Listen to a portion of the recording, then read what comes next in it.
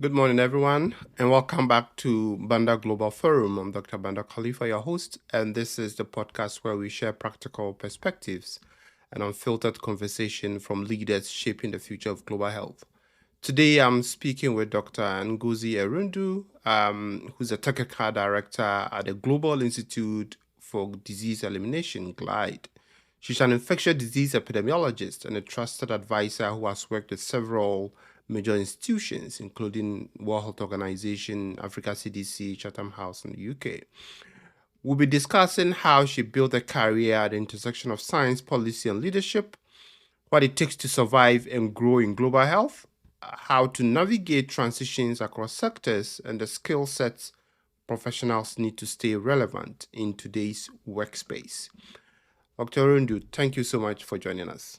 Thank you, Dr. Banda. I'm very happy to be here.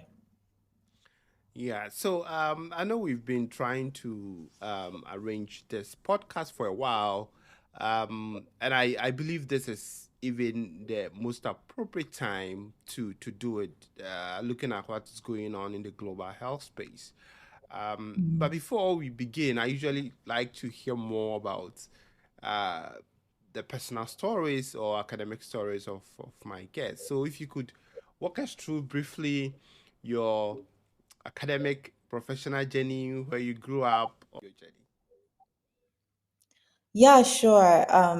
And thanks again. It's always really fun to be on these types of podcasts and to be able to share some insight into my life. But also, I remember being, in my 20s and knowing that I was doing public health, but not really sure what public health was. So I hope this helps somebody. So and thank you for setting this up. It's amazing that you're doing this global forum.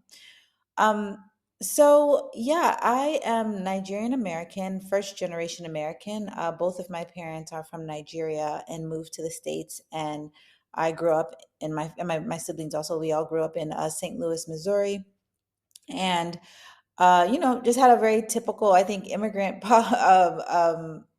I think upbringing where your parents are very strict and very serious about achievement. I don't Hmm. know any like Nigerian who can't say that. So Yeah, for go ahead. good reason. Yeah. Definitely for good reason, and I think it does pay off, even though it's very hard when you're young. But my dad was a dentist, and I knew I wanted to be like in the medical profession. And when I was in school, like let's say university, I did pre medicine. I was going to go to medical school, and then unfortunately, my dad passed away. And then when he passed away, I decided, okay, I want to stay close to my mom. So what can I do? And I remember knowing already that I wanted to work, just growing up and going back and forth to Nigeria, I knew I wanted to work in a global context, but I always saw it through the lens of medicine, which I think a Hmm. lot of people did back then because there wasn't really, public health wasn't well known. It's not like it didn't Yeah. happen, but it wasn't well known. So I had an uncle who had just done public health, and he was like, "Well, there's a really good school. St. Louis University at the time had a very good public health program, so it allowed me to be close to my mom, but also, stay in school rather than take a year and not be in school."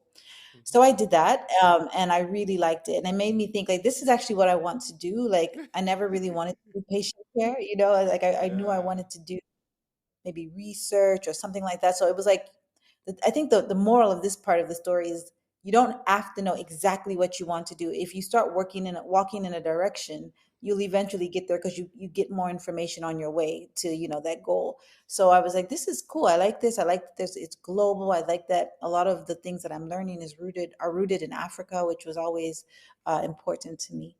So I got an MPH. I actually got my MPH from University of Hawaii because Hmm. I transferred. Even after 1 year of public health in St. Louis, I knew that I wanted to be more globally exposed, and I wasn't ready to leave the U.S. yet. But Hawaii was in the middle of the ocean; it was close enough. So I said, "Let me do that." And it had different populations. It had South Pacific Islanders, just completely different populations if you're really interested in health and like social determinants of health. And I thought it was a fantastic experience. So that's kind of how I got into global health. And after that, I did a fellowship at Centers for Disease Control in the US, and it was a 3 year fellowship called the Public Health Prevention Service. I don't think they have it anymore. They have other fellowships, but it was going strong when I was there, and I loved it. It was 1 year in Atlanta, 2 years at a state or local health department, and I was assigned to California. But I was really blessed because a lot of my time in that fellowship was spent on global health missions. So I worked on the stop transmission of polio team in Kenya. I worked on H1N5 in Saudi Arabia, like specifically looking at surveillance and strengthening surveillance for when pilgrims come for Umrah and the Hajj. So it was excellent. I got a lot of global experience through that fellowship. Awesome. Um, but when did you decide to get a doctoral degree? And how was that experience like? Yeah, sure. So when I started that fellowship, I would say like half of the people in my cohort was like, "Oh, when we finish this fellowship, I'm going to do a PhD." Mm-hmm. And I was one of them. I'm again Nigerian immigrant, knew that I was going to be a doctor somehow, you know. So, but out of that entire cohort, I was the only person who went to do my PhD. And I don't know if you've ever heard the term golden handcuffs. Have you heard of that before? Mm-hmm. Mm-hmm. Because working at CDC, it's a federal job. After you finish the fellowship, you have a federal job. Other than this year, for most of the time, working in the federal government in the U.S. is like a sure bet that you're not going to be fired. It's Yeah. it's yeah, and CDC is still quite prestigious. So most of them stayed there. But for me, I knew I wanted to go further, and I knew that there was a glass ceiling when it came to, for me at least, for the things that I wanted to do, when it came to having just a master's. I remember being in Kenya working on polio, and, even though I wasn't a medical doctor, a lot of people in Kenya, they'll call you doctora and things like that. And I just knew that, like, when it comes to being like a young woman, especially, uh, and working in hierarchical societies, like a lot of, like, I live in the Middle East now, it's very much like that. A lot of places in Africa are like that. Even having the knowledge but only having your master's can be very limiting. So I Yeah. knew that I needed a PhD, and I also was very interested in research, so it was both of those reasons. Awesome. Awesome.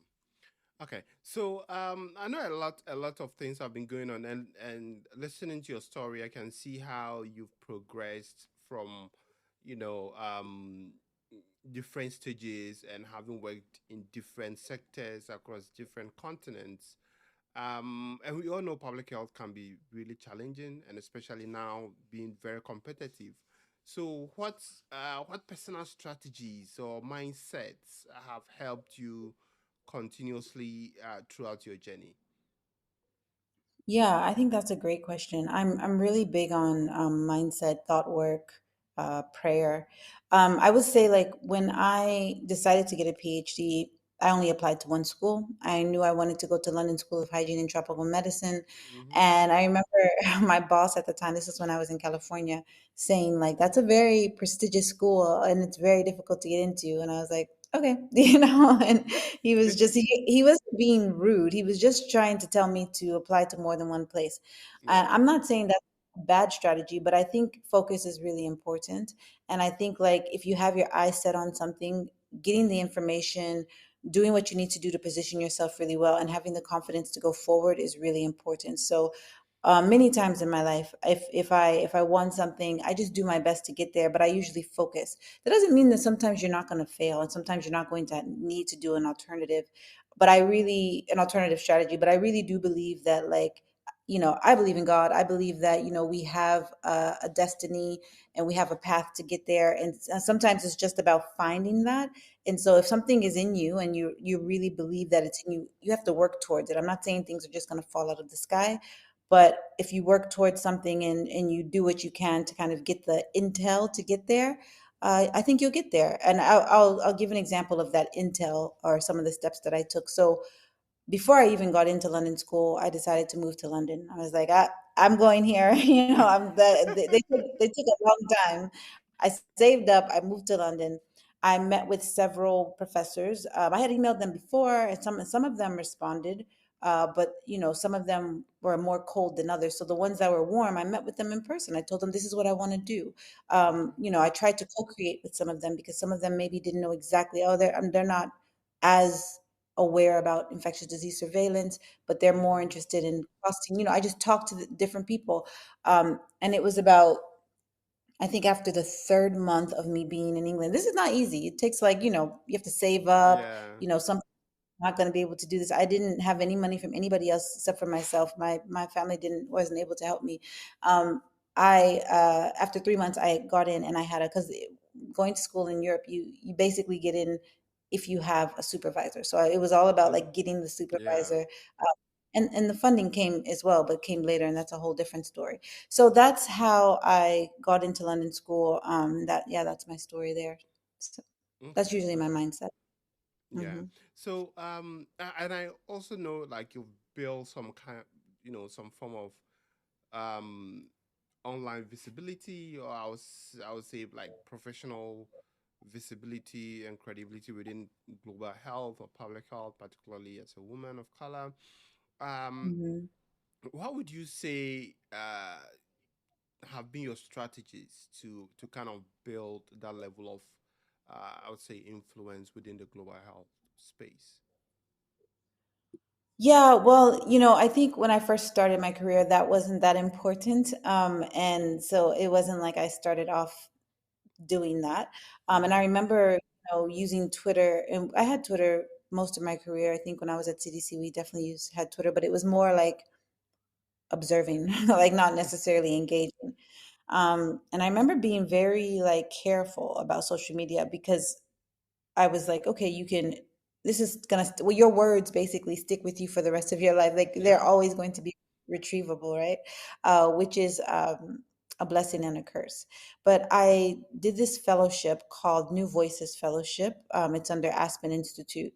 And I remember being there, and they give you a mentor. I had this excellent mentor, called Paula Frey, who's a journalist, in South Africa. And I told her, like, I don't want to post anything on social media because there'll be consequences to that. And she was like, if you're afraid, what did she say? If you're afraid of having consequence, then you'll be inconsequential.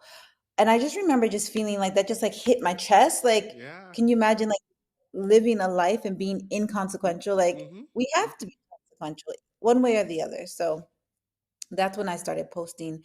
And it started with me, posting about my research, like just talking about what's Yeah. important to me. I did a lot of field work in Chad, and it was a brilliant experience. And I'm always trying to at least elevate voices that are closest to the ground. I worked a lot with frontline health workers, and I just really tried to like. And I used to, before social media, I used to write long emails to like my like hundreds of people that are my friends and family. So it just Mm-hmm. was transferring that to social media, basically. So, but not long emails.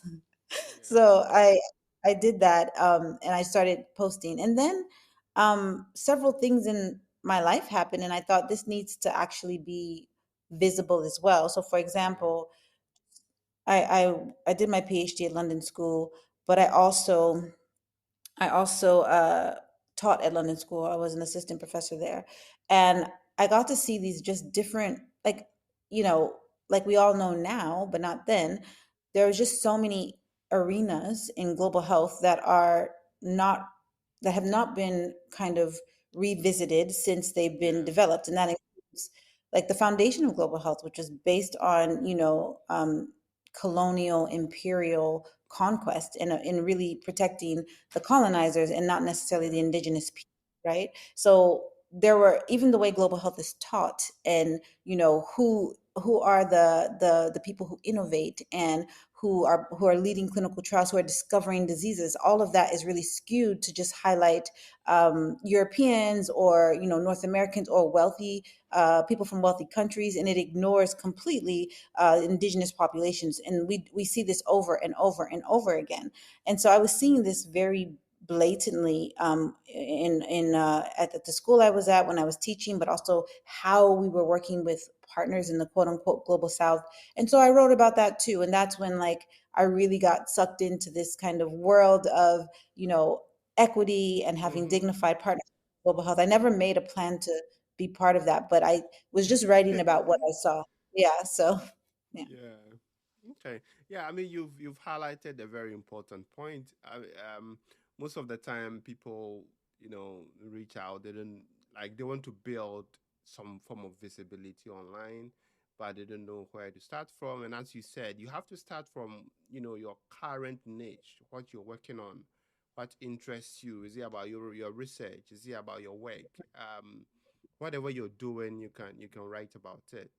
um but I've also have encounters of people, telling me every time about their rejections in their career, not being able to get a job or applying to multiple roles.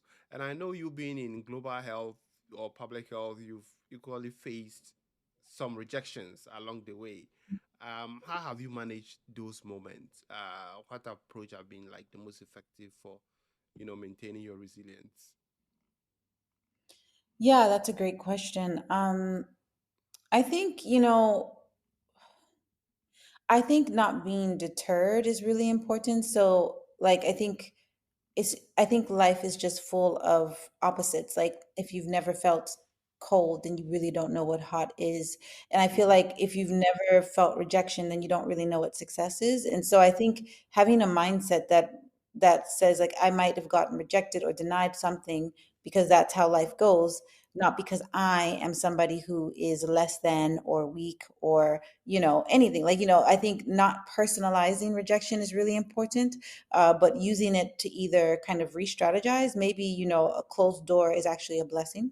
I remember, here's a good example. I've had the privilege to work at WHO, CDC, advise Africa CDC, many governments, given hundreds of lectures. I've had a lot of opportunities to work with institutions. But the one institution that I haven't been able to work with is the World Bank. And Hmm. I applied to several World Bank fellowships, several World Bank consultancies.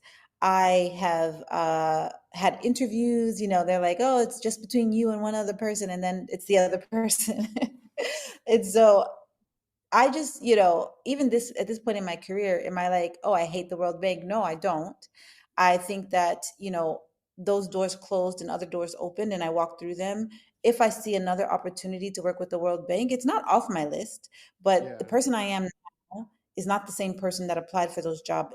It's a person that I'm thinking about, how do I reform that institution, not necessarily how do I just work for it. So maybe it's about timing. I think it's important to just do not personalize it.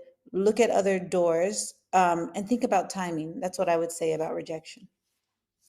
Awesome, awesome.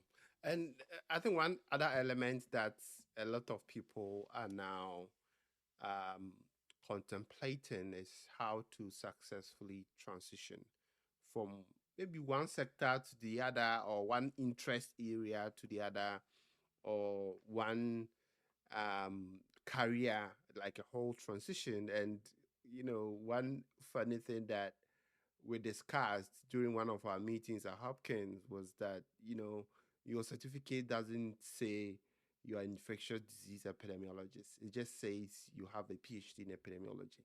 So if there's stress or there's war in infectious diseases, maybe you can pivot to pharmacotherapy or something else because you've learned all the skills. So that brings me to, this element of, multiple career transitions, and you've done that successfully from academia to frontline response to advisory roles.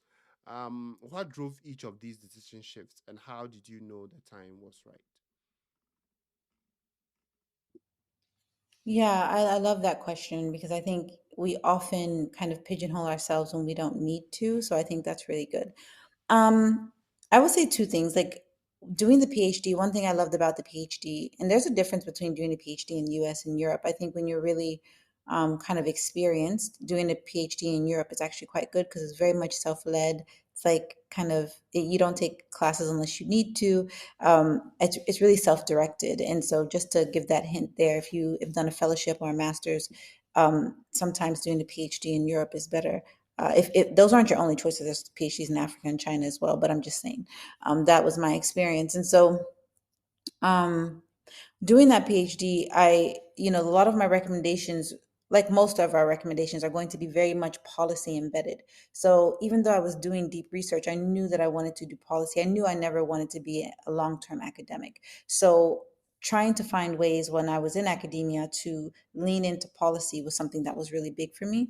One thing that I did when I was at London School was that I held kind of a policy forum looking at, because I was also part of the Ebola response. So looking at like what's next after the Ebola response. And one big gap that I saw was that, global health security and universal health coverage narratives, financing, um, different, important components of the two kind of policy lenses were really fracturing cohesive public health response on the ground. And so I raised money, brought everyone to London School, and we had this policy forum, and that was fantastic. And that caught the eye of people at Chatham House who offered me a fellow position, associate fellow position. So that's one thing, is just taking the initiative, leaning into the thing that you're interested in. So, for example, if you're interested in technology or pharma or something, step out. Like even if it's not paid, step out, do something, meet people, go deeper into that area so that you can just kind of hop over there when you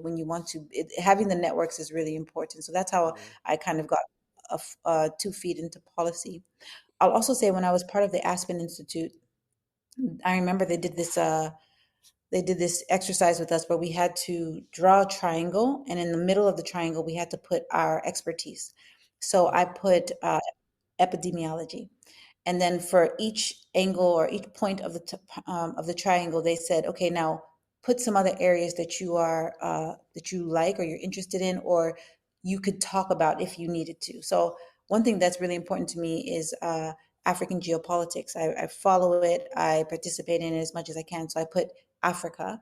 Then, if I think about epidemiology, I usually think of infectious diseases, Yeah. but I can also talk about behavior, lifestyle changes, things like that. So I put that there.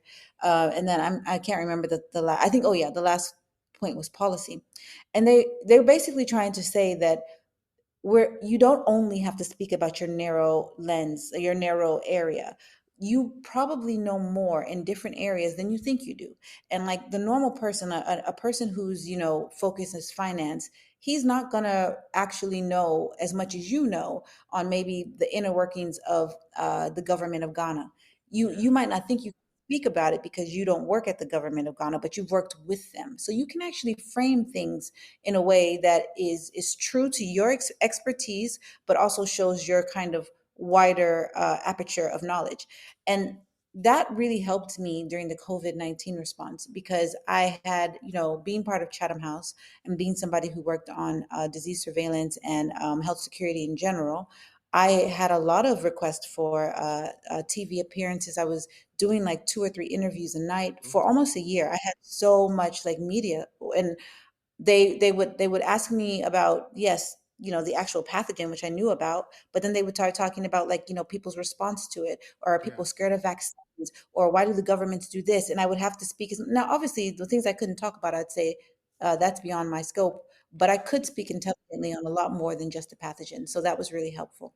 Yeah. Yeah. I think you've really highlighted a couple of important points, and I think that also comes down to having the mindset to learn even skills outside of your own domain or outside of your niche. Um, and these days, I tell students who are now coming or getting introduced to public health that there are certain skills that you may not be taught in class, or certain skills that, for example, if you are doing epidemiology, you may not learn, but those skills are also equally important in public health. So you have to find a way to learn those skills. So I think this would also be a way to introduce us into our next theme, which is what essential skills or essential skill sets that public health professionals, especially now looking at the environment we are in, that they must have. So maybe you can talk about some technical skills and other soft skills or professional skills that you believe are non-negotiable for today's public health professionals. And I know you've been in academia for a while. You've taught students. You've also been in the front lines in policy. So, what skills have you gathered, or what skills have you noticed that it's non negotiable? Yeah, that's a great question. So, I mean, the technical skills, like whatever is your arena, like what if, I'm an epidemiologist, there are things I need to know about prevalence and incidence and, understanding burden of disease. I think being really sharp on your specific topic is really, if you're a biostatistician, really understanding different statistics and being on top of that, I think is really important. I think something that I learned really early on is just relevance. So yes, I'm trained in like foundational skills of epidemiology, but there's always new things happening. So, like, I have a Google alert. So, I always know about the new literature that's coming out. I understand like the progress that's being made with certain diseases that I find interesting, like malaria and HIV. I think being on top of that is really important. So, making sure you stay relevant in your specific area, I think, is really important. So that's as far as skills. Technical skills, but actually, I'll add. I think writing is very important, and Yeah, I think I think ChatGPT is fantastic, but I think it's a very big difference to you writing and then giving it to ChatGPT or some AI to refine versus yeah, you asking it to do it from the start. It's very clear when you're asking it to do it for you. I've seen it. I have people who apply to many jobs that I put forward and I ask for a writing sample. I can tell immediately if it's like them just, it's just generic. It's yeah, not yeah, thoughtful. It's eloquent. So I think we need to be really careful how we use AI, and we shouldn't forsake our own writing skills.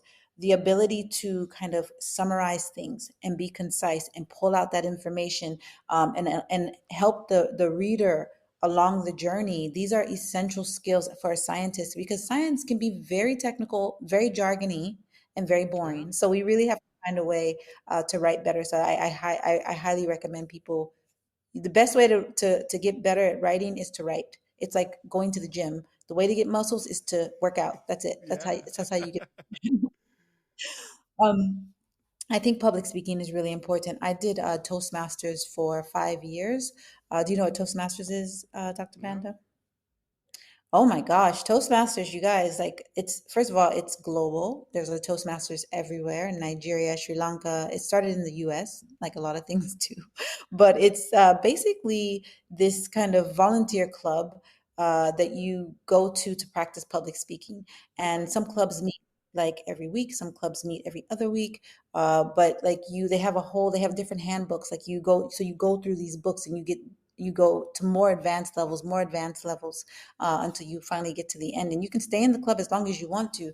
So as soon as I finished my PhD, I did Toastmasters for 5 years. I was the vice president of my club, and Awesome. it's essential.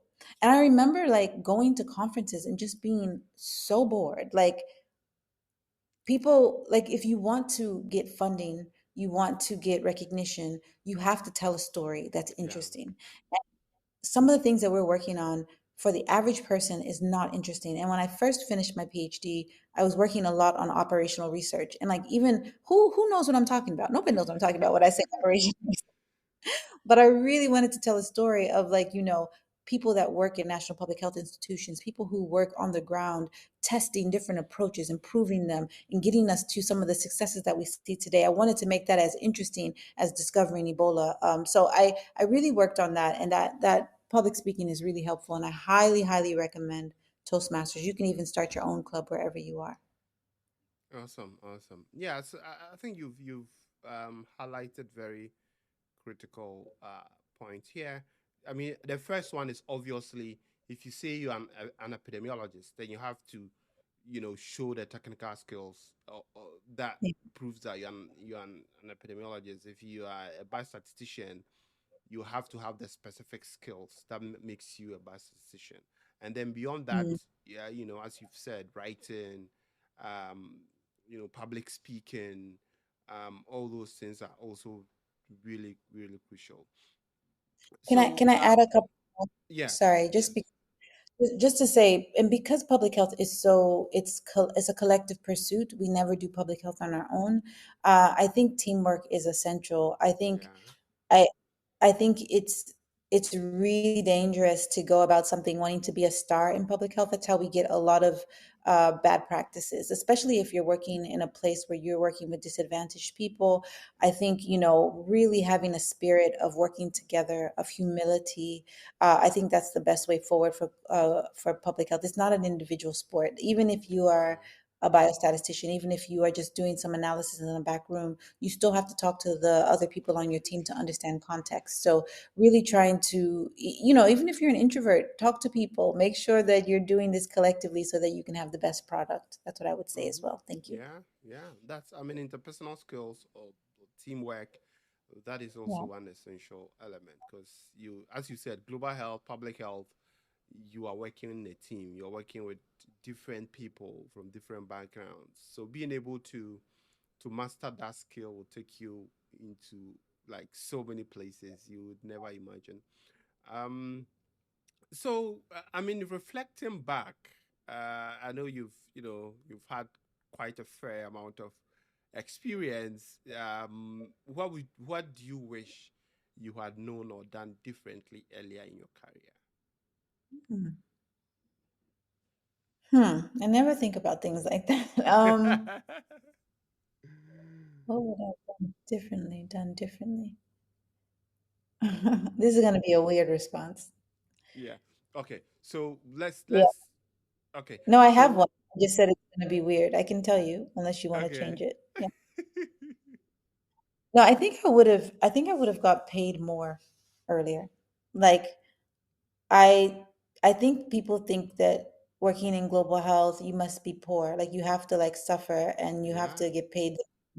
And that's what I'm saying. It's a weird response because maybe you didn't expect this, but as that's not true. I don't know why we pay academics so low. I don't know why we pay research fellows so low. I think it's wrong. And I think that like in order to survive, in order to do your best, you have to have a good you have to have a life where you can provide for yourself and for some of Yeah. us provide for our families. So I've been to a lot of fora where people are I actually went to a forum in Ghana where I talked about how doctors, PhDs, medical doctors, they give all their lives, like, they're working maybe 5 years, 7 years, studying, Uh-huh. studying, studying.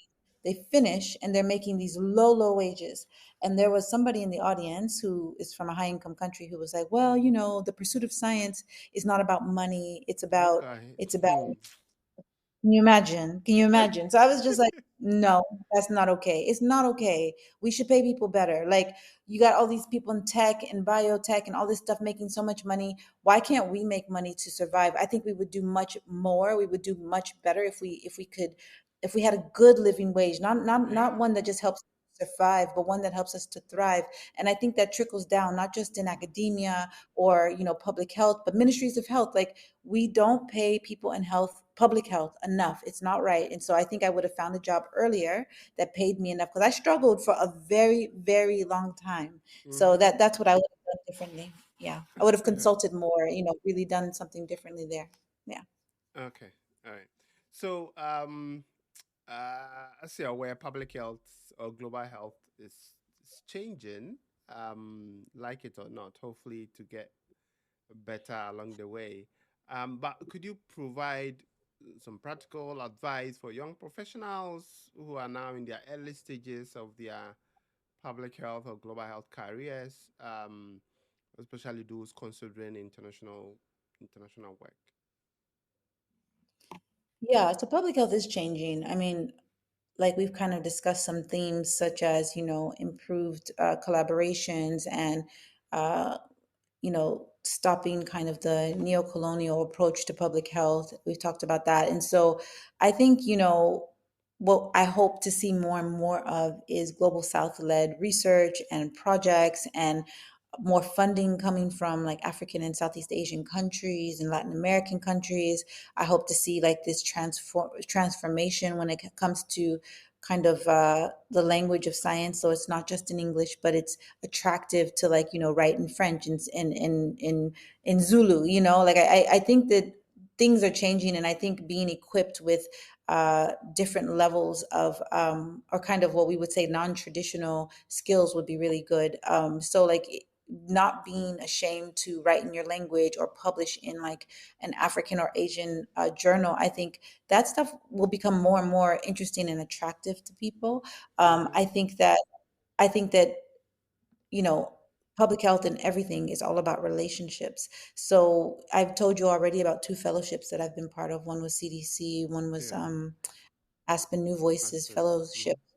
There's so many fellowships, and I know Dr. Banda, you have helped different students with this and tried to expose them to these different opportunities. There are small ones, there are big ones. Uh, the ones that I think are most interesting right now are the ones on global health diplomacy. And I Okay. think that every country needs more diplomats. We just saw this historic signing of the pandemic treaty. Yeah. It was a lot of work, but one of the biggest challenges was that countries from low and middle income or sorry, delegates from low and middle income countries just didn't have the training that the delegates from the high income countries when it comes to diplomacy and negotiation. And so there are some fellowships like the Kofi Annan Fellowship, and I think there's a new one out of Geneva. I can't remember the name of it though. It's a health diplomacy fellowship. So they're really popping up. These are some, I think, good things to look at. There's also, I think, policy again, whether you're an epidemiologist like me, or if you're a behavioral health scientist, or if you're a One Health scientist. I think knowing and understanding policy is essential for everyone. Yeah. It's essential. We align to policy. Our work should be shaping policy.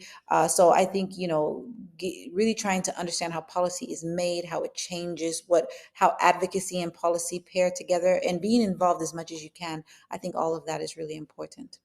Okay. All right. So before we go, we have to talk about how um, young professionals can leverage networking and maybe social media platforms like LinkedIn or X, previously Twitter, to boost their careers. So, what sort of strategic or practical advice you have in that domain, networking, social media platforms? Yeah. So I know I'm speaking to someone here because I actually feel very overwhelmed with social media. Like I said, I felt like I was most active during the pandemic, just because I had to be. I felt like it was a bit of a duty. Whereas now, if I do too much, I feel overwhelmed because I have so much to do in the real world. So, but I know it's essential, and I know it's important. So I try to pace myself. And now I'm not so much on X anymore, but I'm more on LinkedIn. So I have a goal every week to like have like two original posts a week. Everything else I'm like reposting and sharing, but two original posts a week. I think if you are not as established as I am, I think one way to get to network effectively is to comment on people's posts. Even Vanda, I think Yeah. that's how you did it. I don't Mm-hmm. think I knew you before, but you comment, you bring visibility to my post, so that makes me, when you have a post, then I think I'm going to give visibility to his post, Yeah. and like I was saying before we started recording, we just met, but it feels like I already knew you because we've Mm-hmm. already been engaging so much on social media. So I think that's, to me, these are very good ways to engage with people without overwhelming them. Sometimes I get requests from people that I don't know that are like, can you mentor me? And the truth is, I have limited bandwidth. And also, everybody's just human. It's very hard to mentor someone you don't know. Yeah. So you really focused on building a rapport with someone. And maybe as you build a rapport, you're like, oh, I really don't want Ngozi to mentor me. We have so many differences, it doesn't really make sense. But you still built a rapport with me. And Yeah. mentorship is not the only way that you can kind of gain credibility with someone. There's so many different types of relationships that you can have. So I would really advise against just coming up to strangers and saying, can you mentor me? Focus on building a rapport. Build a rapport on online. In real life, they'll meet you. I'm sure when I meet you, Band, I'll be like, oh, hi. We'll feel like we know each other because we've been engaging for over a year Yeah. online. So that's how I would suggest people go about it. Okay. Well, thank you so much for your time. And I can't we can't go without asking you about your opinion on. I know you've visited Nigeria a couple of times. You've visited Ghana a couple of times. If you were not a Nigerian, which country would you rather be from? If I wasn't Nigerian, what country would I Which be from? African That's hard. country? African. It's hard to ask a Nigerian whatever because Nigerians are very proud, and most it's hard. Most of my family lives in Nigeria. I go very often, so it's hard to think that. But like, I think as far as I really like Kenya. I really like Hmm. Kenya. I like the people. I think they're fun. They can dance. I love Nairobi. I've spent a lot of time in Kenya. The only thing that hurts me about Kenya is the food. No offense, Kenyans, no offense, but Nigerian food and Kenyan food are like on the opposite spectrum. Opposite, yeah. Yeah, so that's the only challenge. But I'm sure, like, there's a lot of kind of the Indian Kenyans, they have like the spice stuff in Mombasa. So I could probably get down with that. But I do like the spirit of Kenyans, and I think Kenya would be a cool country to come from. And I like how proud they are of themselves. So. Hmm. Hmm. Okay. So, I mean, what do you do in your leisure time, if you're not at work or you're not, doing something work related? What do you typically do for fun? I have to be honest, like this is something I'm working on and because I work a lot and I travel a lot. More than working is travel. I travel. I just spent a month outside my house going from Geneva to China to Ethiopia, and I got back about 3 days ago. So it's a lot of travel. So it makes it very difficult to kind of have a hobby. But like over the last few months, I've decided I'm going to have a hobby. So I mean, other than like I do work out, like I cycle. But also, I'm thinking of horse riding. So I've been doing Mm-hmm. research on like how much does it cost? Because I'm in Abu Dhabi. I don't know if I said that, but I'm in Abu Dhabi, and there's a big horse culture here. And so Okay. I'm like, okay, well, while I'm here, I might as well, do that. So that's what I'm looking into right now. But other than that, yeah, I watch anime. I like anime a lot, Okay. and I hang out with my husband. We travel a lot personally, me and my husband. So those are some of the things that I do. Awesome, awesome, awesome. Well, thank you so much for your time. I know this will be an incredibly useful episode for upcoming public health professionals who are still thinking, um, what should be their next steps in their own careers. So, thank you so much for your time. Any last words for our listeners or viewers? Just, you guys, you have it, you got it. Like since the pandemic, public health is something that everybody knows about now. And so you have a real opportunity to kind of step into it, shape it, make it better. No matter where you come from, you can lead in public health if that's what you want to do. And thank you so much, Dr. Banda. This has been fantastic. I appreciate the invitation to come on your forum. Okay. Thank you. Thank you so much for your time.